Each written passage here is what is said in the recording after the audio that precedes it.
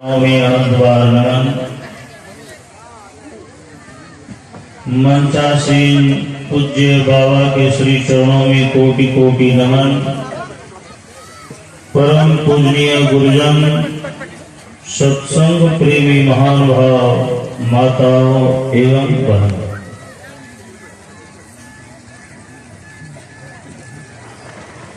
अभी हम लोग भक्ति के बारे में सुन रहे थे। मनुष्य के जीवन में संसार का हर वैभव, हर संपदा, हर पद, हर प्रतिष्ठा हो,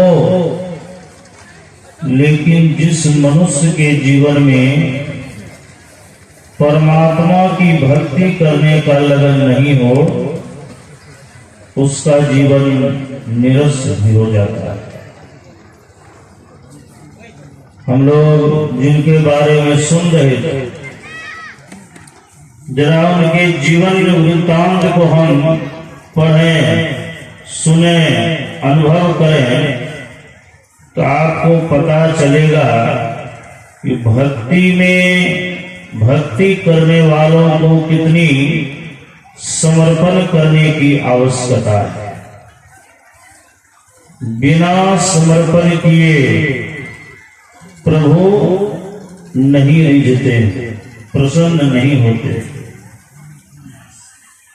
जिनका हर समय हर पल संसार की ओर से मन उचटकर प्रभु की भक्ति में उनकी सेवा करते, उनकी स्तुति करते, उनकी वंदना करते, जिनका मन प्रभु की भक्ति में लीन रहता है, उन्हीं को प्रभु दर्शन देते हैं।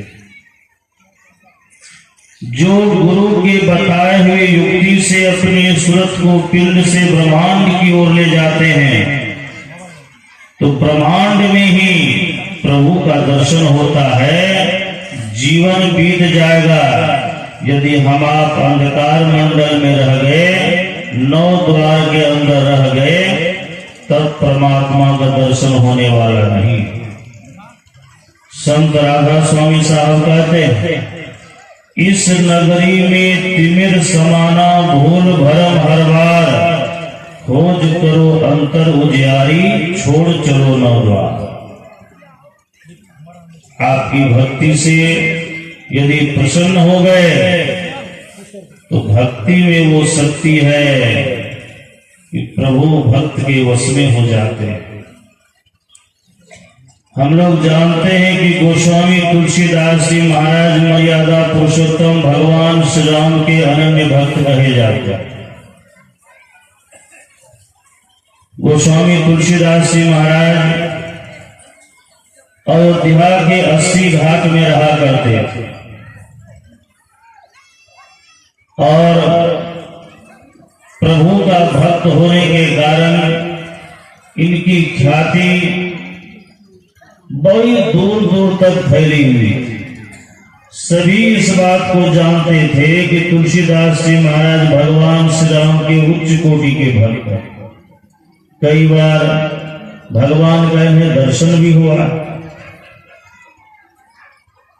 तो अयोध्या में कुछ भगवान श्री कृष्ण के भी भक्त थे। उन भक्तों के अंदर में एक बार वृंदावन जाने की इच्छा, सबों ने विचार किया कि हम लोग चलें वृंदावन में बांके बिहारी जी का दर्शन करने के लिए। तो उसमें से किसी ने कहा कि हम लोग चलेंगे गोस्वामी तुलसीदास जी के पास और उनसे भी वृंदावन जाने का आग्रह करेंगे। तो किसी ने कहा, वे क्यों जाएंगे, वे तो भगवान राम के भक्त हैं, वे वृंदावन क्यों जाएंगे। तो उसमें से फिर किसी ने कहा कि गोस्वामी जी तो संत हैं, संत पक्षपात नहीं करते हैं, उनके नजरों में सब एक ही होते हैं। भले वो राम के भक्त हों, हम कृष्ण के भक्त हैं, लेकिन अवतार तो भगवान विष्णु के ही दोनों हैं, भला पक्षपात वो क्यों करें। तो सबों ने निर्णय लिया और कहा ठीक है हम लोग चलेंगे गोस्वामी जी के पास कहने के लिए, और कहने के लिए आ भी गए। सबों का निर्णय सुन लिया।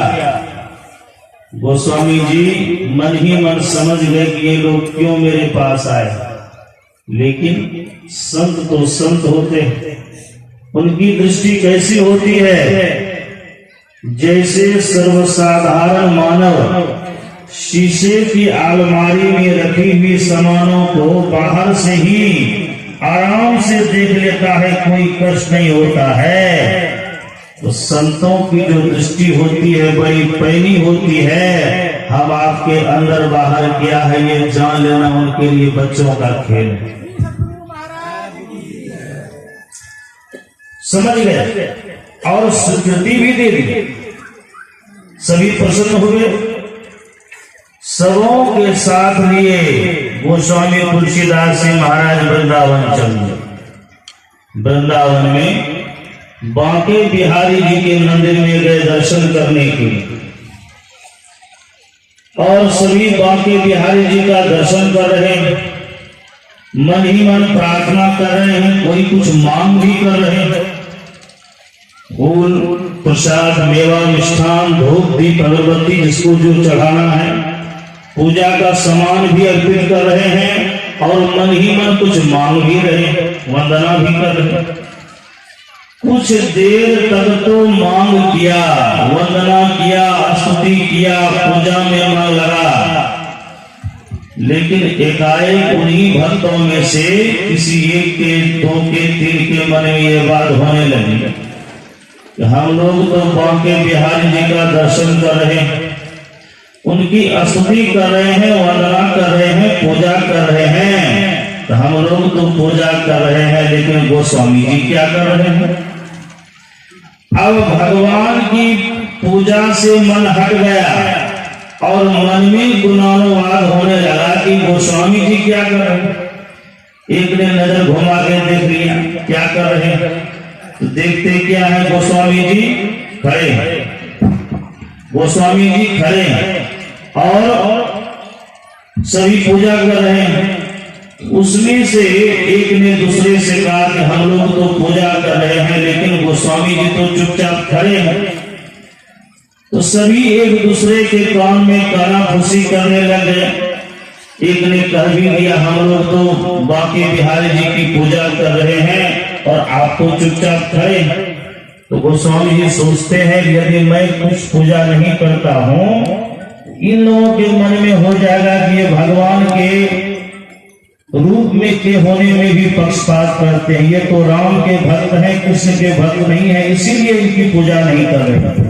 और होता क्या है, सबों के मन की बात को परख करके गोस्वामी जी आंख बंद कर लेते हैं, और आंख बंद करने के उपरांत मन ही मन बांके बिहारी जी से कहते हैं हे प्रभु, आप तो जानते ही हैं मैं राम रूप का उपासक हूँ, लेकिन इन लोगों के आग्रह पर मैं यहाँ आया हूँ। लेकिन मुझे ये भी पता है आप ही कभी भक्तों का उद्धार करने के लिए राम रूप में आए हैं, कभी कृष्ण रूप में आए हैं, लेकिन आपको यह भी पता है कि मैं राम रूप का एक निष्ठ उपासक हूँ। इसलिए मैं आपसे प्रार्थना करता हूँ कि यदि आप हमारी एक निष्ठता को बरकरार रखना चाहते हैं तो अभी हमको राम रूप में आप दर्शन दें। गोस्वामी जी की इस विनती को सुनते ही कहा जाता है कि बांके बिहारी जी का जो मुकुट था, मोर पंख था, वह हट गया, मुरली हट गई और कृष्ण रूप को बदल करके भगवान वहां राम रूप में धनुष बाण लिए हुए खड़े होकर के गोस्वामी जी को दर्शन दे करके भक्तों का सम्मान बढ़ाया। ये है भक्ति। जो एक निष्ठ उपासना करते हैं उन्हीं पर प्रभु की कृपा होती है, उन्हीं को प्रभु का दर्शन होता है और उन्हीं का जीवन धन्य होता है। ये मानव का जीवन सार्थक और सफल होता है। बोलिए श्री सद्गुरु महाराज की जय।